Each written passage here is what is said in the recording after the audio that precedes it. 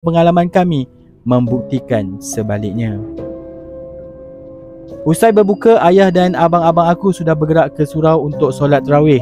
Di rumah tinggal aku, mak dan kakak kedua aku, Kak Ngah, yang ketika itu sedang dalam tempoh berpantang anak sulungnya. Sedang mak kusyuk bersolat di bilik, tiba-tiba kami dikejutkan dengan bunyi air pipe di luar rumah berpusing ligat. Bunyinya sangat menderu. Dira, pergi tengok siapa yang buka air kat luar tu. Ayah dah pergi surau kan? Tanya Kak Ngah dengan wajah pucat.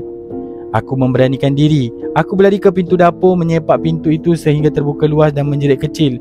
Bunyi air itu mati serta-merta. Tiada sesiapa di luar. Ingatkan sudah selesai, tiba-tiba bunyi air beralih ke dalam bilik air rumah pula. Kali ini bunyinya seolah-olah ada orang sedang mandi dengan rakus. Mak yang baru selesai solat menjerit dari bilik, menyangka aku yang bermain air. Dira, jangan bazir air, mak tengah solat tadi kan. Aku berlari mendapatkan mak. Mak, Dira ada kat sini dengan Kak Ngah. Tak ada siapa dalam bilik air tu.